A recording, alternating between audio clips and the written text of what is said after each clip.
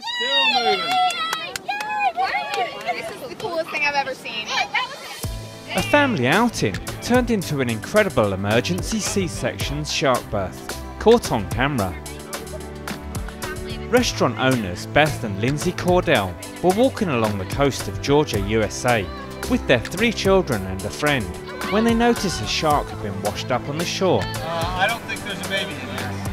Strangers gathered and helped remove the hook from the 6-foot shark, which was when they noticed movement inside its body. There are more than one. Back up.